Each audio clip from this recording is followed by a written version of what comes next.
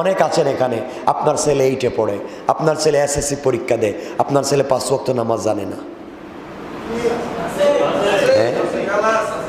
অভাব নাই, কি শিখাইছেন?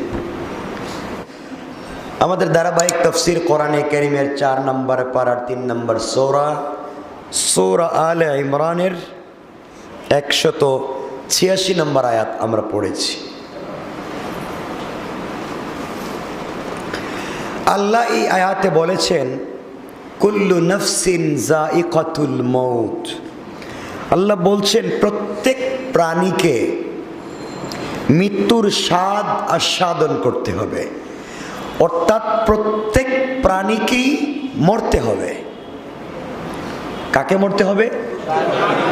সবাই বলেন, সকল প্রাণীকে মরতে হবে। কুল্লু নাফসিন যায়িকাতুল মউত, সকল প্রাণীকেই মরতে হবে। কুল্লু নাফসিন যায়িকাতুল, কুল্লু নাফসিন, সকল নফসকে, প্রতিটি আত্মাকে, প্রতিটি রূহকে মরতে হবে। তাহলে সব মরে যাবে, থেকে যাবেন কে?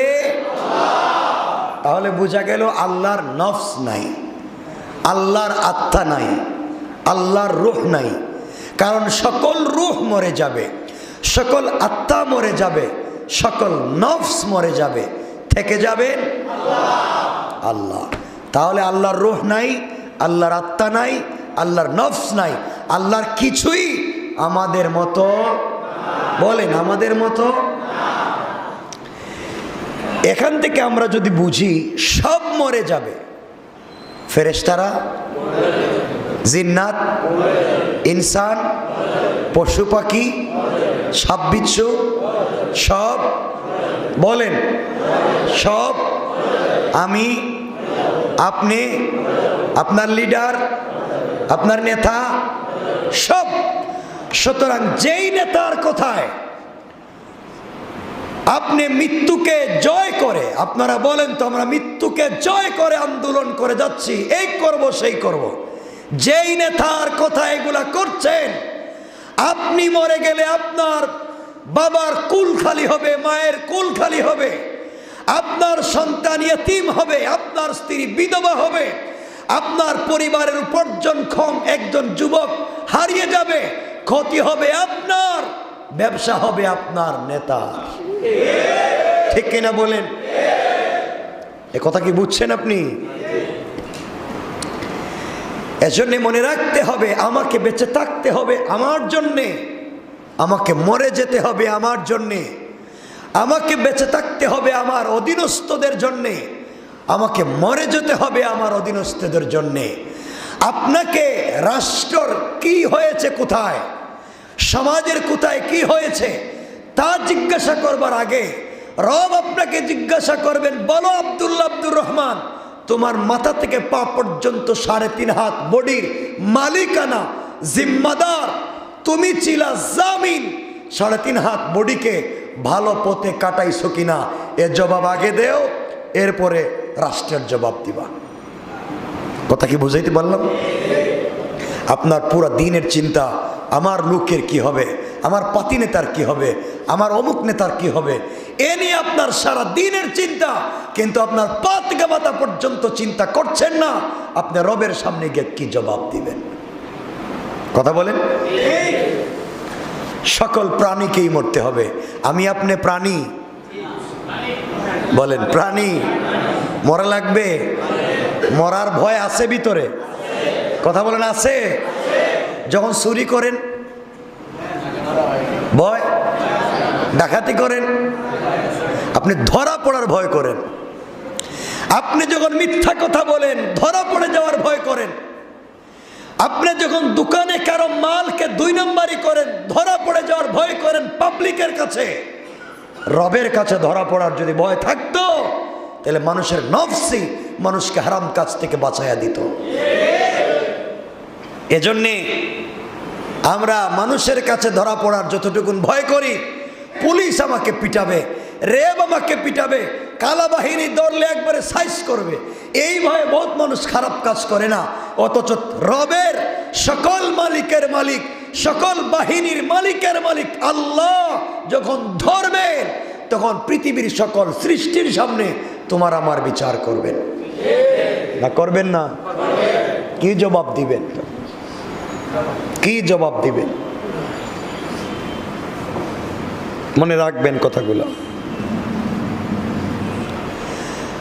এখন এখানের পরের শব্দে আল্লাহ বলছেন ওয়া ইন্নামা তুওয়াফাউনা উজুরাকুম ইয়াউমাল কিয়ামা। আল্লাহ বলছেন অবশ্যই তোমরা কিয়ামতের দিন পরিপূর্ণ বদলা প্রাপ্ত হবে। অর্থাৎ আল্লাহ বলছেন যে যা করেছেন, যে যা করে যাচ্ছেন, যে যা আগামীতে করে থাকবেন, আল্লাহ বলছেন পরিপূর্ণ বদলা দিবেন। কোন দিন? বলেন না কোন দিন? কিয়ামতের দিনের মালিক কে? কিয়ামতের দিনের বিচারক কে? কিয়ামতের দিনের ক্ষমতার অধিকারী কে? আল্লাহ। আল্লাহ বলছেন এই দিনের মালিক আমি, বিচারও করব আমি, হিসাব মিলাইয়া দিব আমি, পরিপূর্ণ বদলাও দিব আমি। এখন আমি আপনি ভালো কাজ করেছি, ভালো কাজের বদলা আল্লাহ বুঝাইয়া দিবেন। আমি আপনি খারাপ কাজ করছি, খারাপ কাজের বদলা ওই দিন আল্লাহ বুঝাইয়া দিবেন। এখন আপনাদের কাছে আমার জানার বিষয়, আমরা খারাপ কাজ করব না ভালো কাজ? মিথ্যা কথা বলা কি কাজ? বলেন, মিথ্যা কথা বলা, অন্যায় কথা বলা, সঠিক কথা না বলা, চুগলখড়ি করা, গীবত করা, শিকায়ত করা, অপবাদ করা, মিথ্যা কথা বলা, এগুলা আমরা করিনি। বলেন করিনি? বলেন না? জাহান্নামের আগুন বেশি কষ্টের না ফজরের টাইমে ঘুম বেশি আরাম? বলেন, জাহান্নামের আযাব বেশি কষ্টের না ফজরের সময়ের ঘুম বেশি আরাম? কথা বলেন। জাহান্নামের ভয়ে, জাহান্নামের কষ্ট, জাহান্নামের আযাব আল্লাহ কিয়ামতের দিন বদলা দিবেন, এই ভয় যদি কোনো মুমিনের ভিতরে ঢুকে যায়, সেই সার সালাত না পড়ে ঘুমাতে পারে না। কথা বলেন না কেন? কারো ভিতরে যদি কিয়ামতের দিনের ভয় ঢুকে যায়, তাহলে কারো আমানত নিজে খাইয়া সে রাত্রে ঘুমাইতে পারে না। কারো ভিতরে যদি কিয়ামতের দিনের ভয় ঢুকে যায়, তাহলে বেঈমানি আর মিথ্যা কাজ করে ঘুমাইতে পারে না। কারণ ভয় করবে, আরে যদি ঘুমাইয়া যাই সকালবেলা যদি না উঠি, তাইলে কি জবাব দিব আল্লাহর কাছে? ঠিক না? কত মানুষ ঘুমায় আর উঠে না, কত মানুষ ঘুমায় আর উঠে না। এজন্যে আপনার বাড়ি আছে, দামি বিছানা আছে, কয়েকটা ছেলে সন্তান আছে, টাকা পয়সা ব্যাংক ব্যালেন্স আছে, আপনি সফল না। সফল ওই ব্যক্তি যাকে কিয়ামতের দিন আল্লাহ তার মা বাবার মাথায় নূরের টুপি পরাইয়া আর তাকে বিনা হিসাবে জান্নাত দিবেন।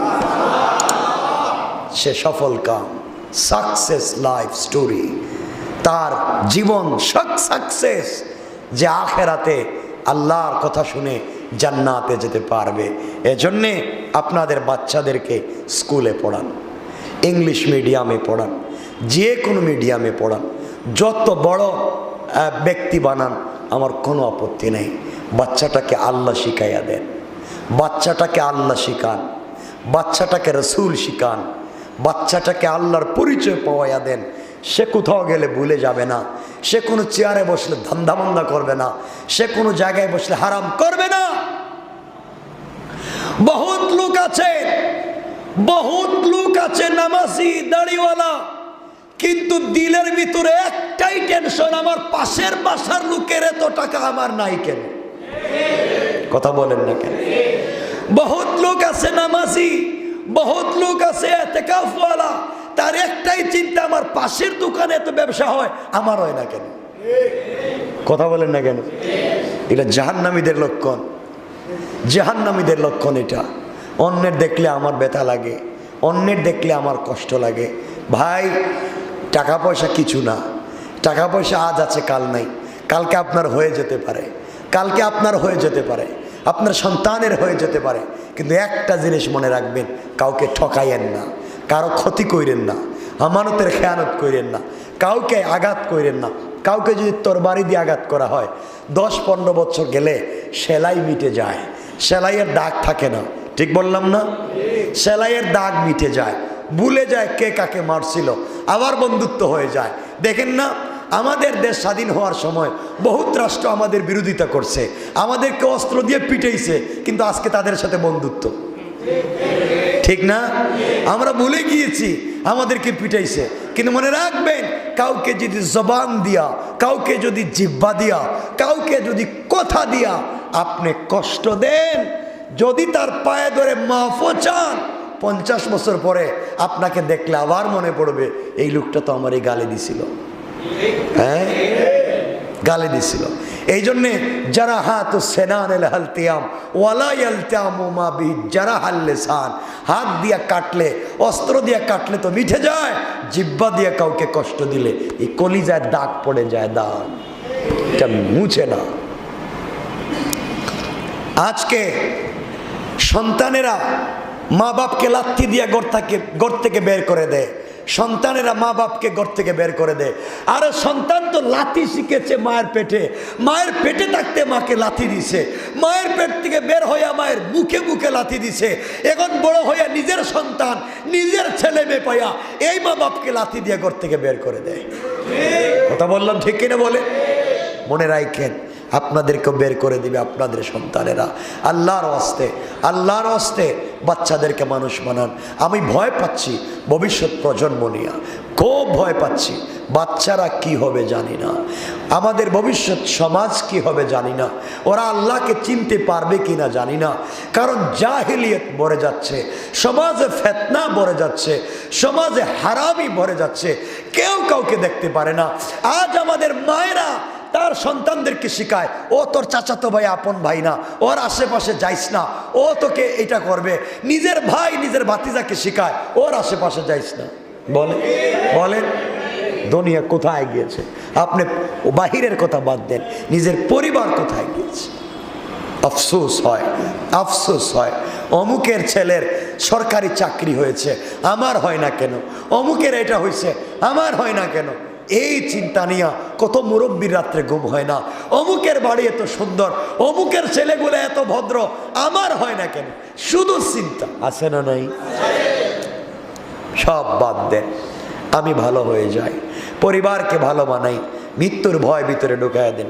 রব বলেছেন, যার ভিতরে মৌতের ভয় ঢুকে যায়, আজকেও বলেছি মৃত্যুর ভয়টা ভিতরে ঢুকায় দেন।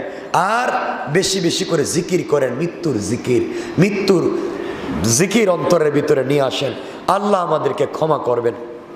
মনে রাখবেন, আপনি যা কিছুই করেন না কেন, রবের ভয় যতক্ষণ আপনার ভিতরে না আসবে, আপনি জান্নাতে যেতে পারবেন না। কোথায় যেতে পারবো না? সবাই বলেন। আচ্ছা, সাকসেস কারা? আল্লাহর পরের শব্দে বলছেন,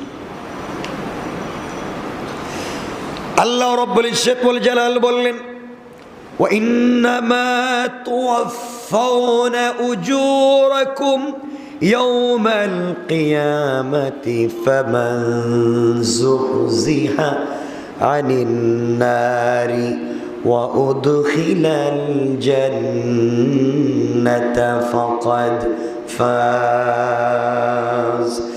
আল্লাহ রব্বুল ইজ্জত ওয়াল জালাল বললেন, বান্দারে, তোমরা সাকসেসকে তোমরা জানতে চাও, সফল কাম মানুষকে তোমরা জানতে চাও। ও বান্দা, শুধু নামাজ পড়লেই সফল কাম হওয়া যাবে না, শুধু ভালো কাজ করলেই সফল কাম হওয়া যাবে না। দুনিয়ার জমিনে জন্ম নিয়েছো, আমার কিছু প্রশ্নের জবাব না দিয়ে জান্নাতে যেতে পারবে না।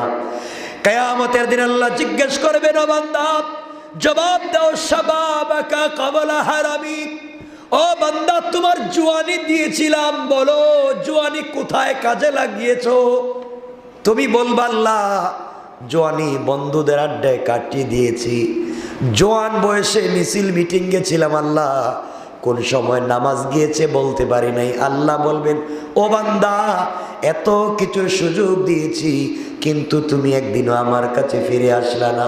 বান্দারে, তোমার ভিতরে দুনিয়ার বড় লোভ ঢুকে গিয়েছে। বাড়ি আছে, গাড়ি আছে, সম্পদের পাহাড় করতে চাও। সারাদিন শুধু সম্পদের হিসাব মিলাইলা, কেমনে বিজনেসকে বড় করবা হিসাব মিলাইছো।